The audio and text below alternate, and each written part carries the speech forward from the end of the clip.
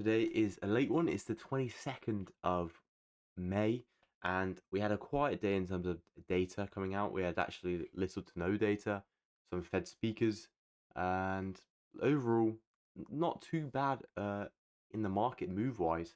We'll have a look at GJ to start with. As you can see, we had a bit of consolidation during Asian, and we actually reached a key level or a support that's been formed on the intraday timeframes, rejected 171-200 and continued up for the rest of London all the way to New York. New York retested that previous high that was created on Friday, which was at 172,500. And my trade idea was I was looking for a retest of that idea or of that 172,500, and we didn't get it. So I waited for the new 4-hour pullback and then continuation up. Never got it. So if we dive down to the 15,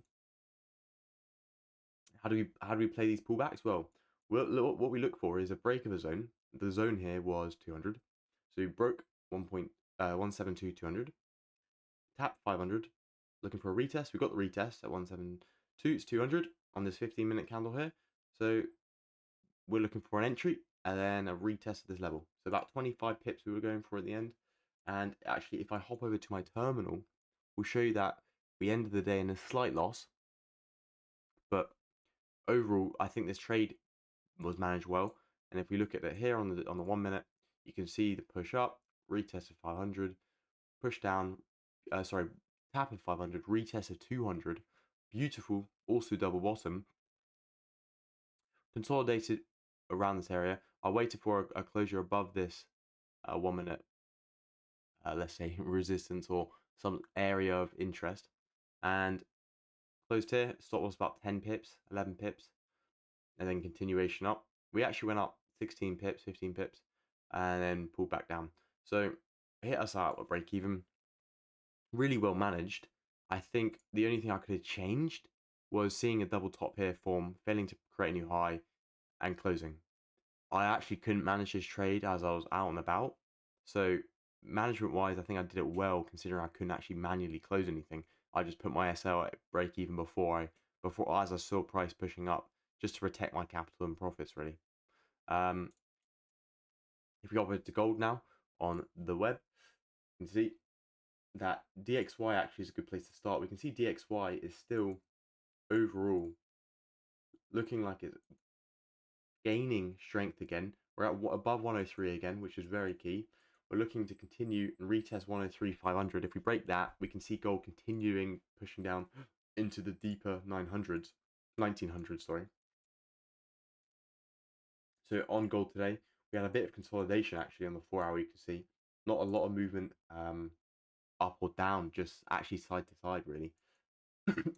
And if you can see on the 15, well actually stay on the 1 hour, we're going to be looking at London. You can see London here. What we were looking for, what I was looking for, was a break of 172 to continue down at least to 167,600 and then potentially even lower.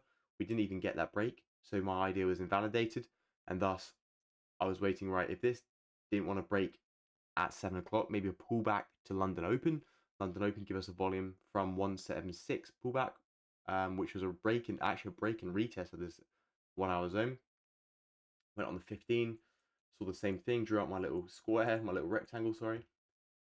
Saw push up, rejection, failed to break, and a big wick rejection, right? After tapping this 15-minute area, massive wick rejection, looking for sells.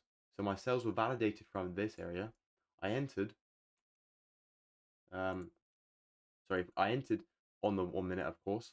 And if we go over to our market terminal as well, so we can actually see on the 1 minute, as you can see, 172 was here.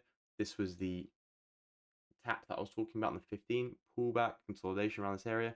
Then we got the push up and an aggressive push back down into the zone, so a fake out. And this was when London Open. And then we failed actually to break where my cursor is, this 1 minute support.